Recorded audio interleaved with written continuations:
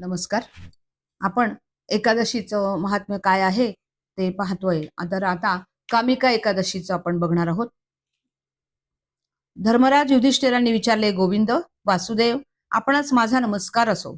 आषाढ महिन्याच्या कृष्ण पक्षात कोणती एकादशी येते, तिचा विधी कसा आहे, हे सविस्तर सांगण्याची कृपा करावी. भगवान श्रीकृष्ण म्हणाले, राजन ऐका, मी तुम्हाला एक पापनाशक उपाख्यान सांगतो, ते पूर्वी ब्रह्मदेवांनी देवर्षी नारदांना सांगितले होते.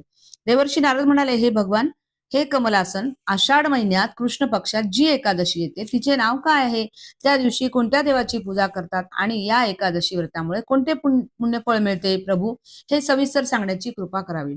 ब्रह्मदेव म्हणाले, नारद ऐक, मी सर्व लोकांच्या हितासाठी तुझ्या प्रश्नाचे उत्तर देत आहे. आषाढ महिन्याच्या कृष्ण पक्षात कामिका एकादशी येते. तिच्या केवळ स्मरणाने वाजपेय यज्ञाचे फळ मिळते. त्या दिवशी श्रीधर, श्रीहरी, श्री विष्णू, माधव, मधुसूदन इत्यादी नामांच्या उच्चारणाने भगवंताची पूजा केली पाहिजे. भगवान श्रीकृष्णाच्या पूजेने जे पुण्यफळ मिळते ते गंगा, काशी, नैमिषारण्य तसेच पुष्कर तीर्थक्षेत्रातही सुलभ नाही. सिंह राशीत गुरु असताना तसेच व्यतिपात व दंडयोगात गोदावरी स्नानाने जे पुण्यफळ मिळते तेच फळ भगवान श्रीकृष्णांच्या पूजेनेही मिळते. समुद्र व वनासहित संपूर्ण पृथ्वीचे दान करणारा तसेच कामिका एकादशीचे व्रत करणारा दोघेही समान फळाचे भोक्ता मानले जातात. जो व्यायलेली गाय इतर वस्तूंसह दान करतो, ज्या मनुष्याला जे पुण्यफळ मिळते तेच पुण्यफळ कामिका एकादशीचे व्रत करणाऱ्याला मिळते. जो श्रावण महिन्यात भगवान श्रीधराची पूजा करतो, त्याच्याद्वारे गंधर्व आणि नागासह सर्व देवांची पूजा झाली असे समजावे. म्हणून पापभिरू लोकांनी यथाशक्ती प्रयत्नपूर्वक कामिका एकादशीला श्रीहरीची पूजा केली पाहिजे. जे पापरूपी दलदलीने भरलेल्या भवसागरात बुडत आहे त्यांच्या उद्धारासाठी कामिका एकादशीचे व्रत सर्वोत्तम आहे. अध्यात्म विद्या परायण पुरुषांना जे पुण्य मिळते त्याहून अधिक पुण्य कामिका एकादशीचे व्रत करणाऱ्यांना मिळते. कामिका एकादशीचे व्रत करणाऱ्याने रात्री जागरण केल्यावर त्याला ना कधी भयंकर यमदूतांचे दर्शन होते, ना कधी त्याची दुर्गती होते. लालमणी, मोती, वैडूर्य आणि पोळा इत्यादी रत्नांनी पूजित होऊनही श्री विष्णू तितके संतुष्ट होत नाहीत जितके तुलसी दलाने पूजित झाल्यावर संतुष्ट होतात. तुळशीच्या मंजिरी वाहून जो भगवान श्रीकृष्णांची पूजा करतो त्याची जन्मभराची पापे निश्चितच नष्ट होतात.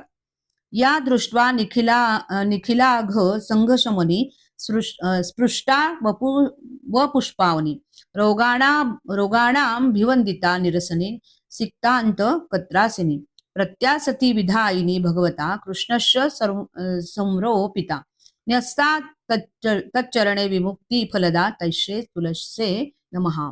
जिचे दर्शन होताच सर्व पाप समूहांचा नाश करते, स्पर्श केल्याने शरीराला पवित्र बनवते, नमस्कार केल्याने रोगांचे निवारण करते, अर्घ्य दिल्याने मृत्यूपासून रक्षण करते, जिचे रोप लावल्यावर भगवान श्रीकृष्णाच्या सान्निध्यात घेऊन जाते आणि भगवंताच्या चरणी वाहिल्यावर मोक्षरूपी फळ देते, त्या तुळशी देवीला नमस्कार असो. जो मनुष्य एकादशीला दिवसा किंवा रात्री दीपदान करतो त्याच्या पुण्याची संख्या चित्रगुप्तालाही ठाऊक नाही.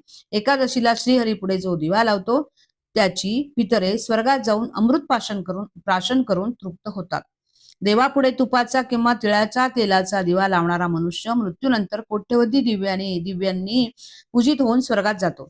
भगवान श्रीकृष्ण म्हणतात, युधिष्ठिर, तुम्हाला मी हे कामिका एकादशीचे महात्म्य सांगितले.